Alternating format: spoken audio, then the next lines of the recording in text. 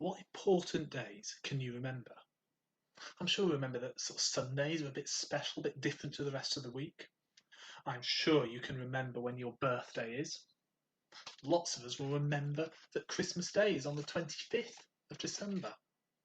And special days like Sundays and birthdays and Christmases need to be remembered. They need to be put in our head and not forgotten. And we do special things on these days, don't we? We go to church on a Sunday, or at the moment we go on Zoom together. Or on our birthdays we have a party and have lots of cake. And at Christmas time we give presents and we eat lots and lots of food. We remember and celebrate these special days. Well, we're back in Egypt with Moses and the Israelites. God has shown Pharaoh that he's in charge. But Pharaoh won't listen, even after all these plagues. Can you remember what those plagues were? Yeah. But now we see God is going to rescue his people. And he wants his people to remember this for years and years and years to come. This is a really special day, and God's people have to remember it. A bit like we remember our birthdays and Christmases. This is a rescue to remember. God promises this last plague on Egypt, and it's going to be terrible. It's the death of the oldest boy in each family and the oldest animal in every family too.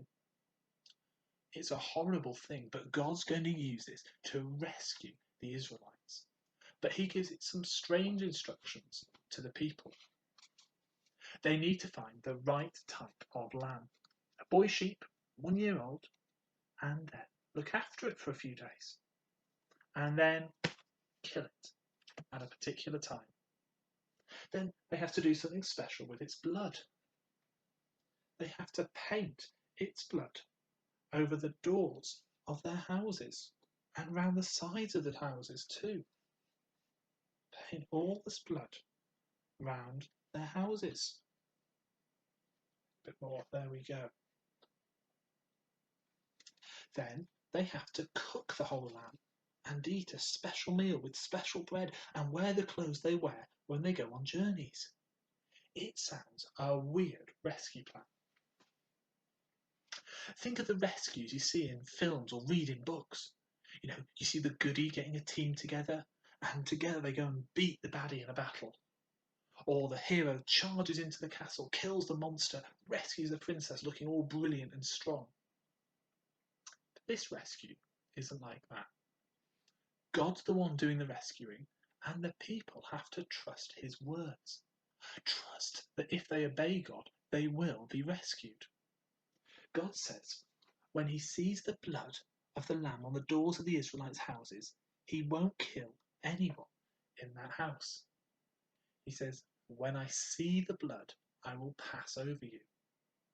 The Israelites had to trust God for their rescue.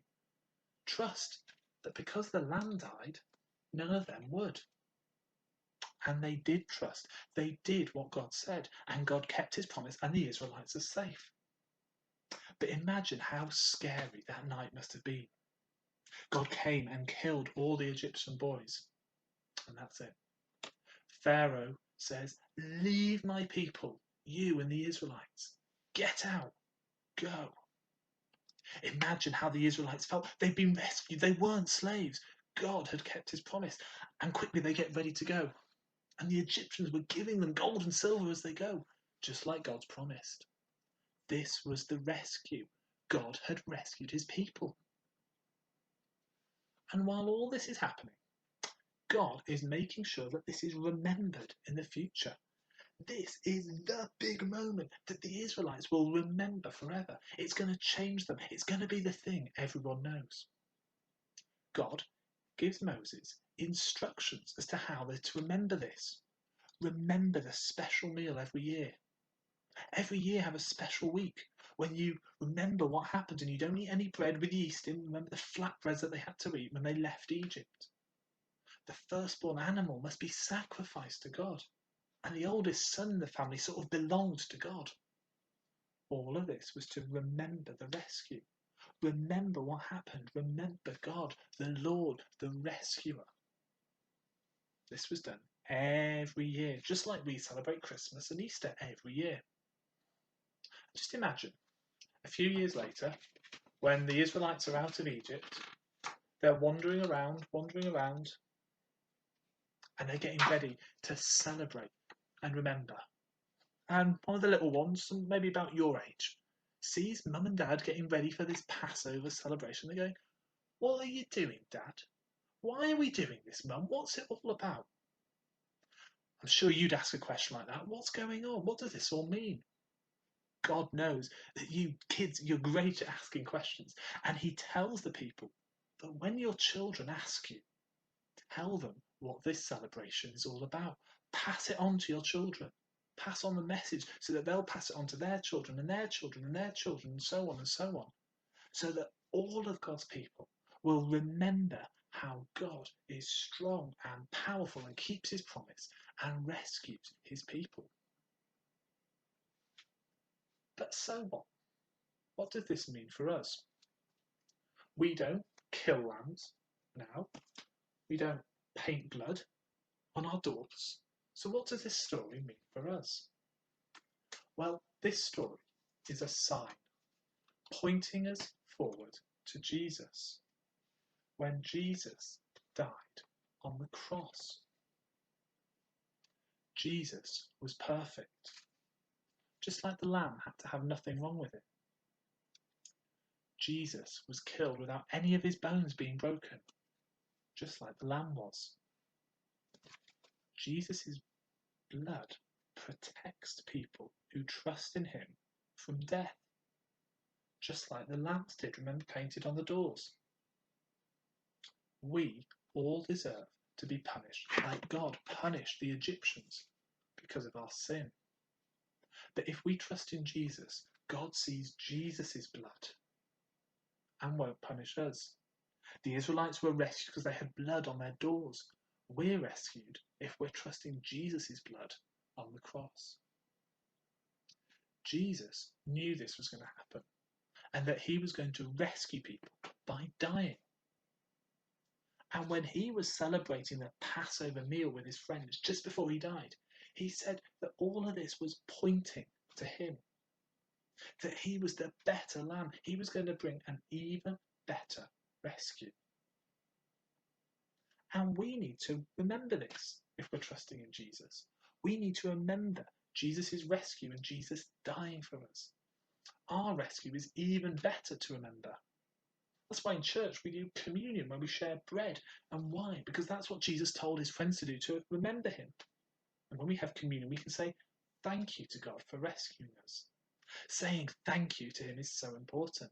Saying thanks helps us to remember how big and how in charge God is. But it's so easy to forget this rescue. We need to keep remembering it. It's why it's so important to keep reading our Bibles and other Christian books that remind us of it. The more and more we fill our heads with how great Jesus' rescue is, the more we'll be thankful and the more we'll want to live Jesus' way. And when we remember we're rescued people, it will change us. When we get tempted to sin and we feel that wanting to do something wrong sort of in our tummies, maybe we want to ignore our parents or be really selfish or be really nasty to someone, when that happens, we need to remind ourselves that we're rescued people. We're not slaves anymore. We don't have to sin. We can choose to try and live more the way God wants. God's rescue of the Israelites from Egypt was amazing. It was something they had to remember for years and years. It changed them completely. God's rescue of us, if we're trusting in Jesus, is even more amazing. It changes us completely. And we need to remember it. Say thank you to God for it. We should never get bored of remembering how amazing God's rescue is.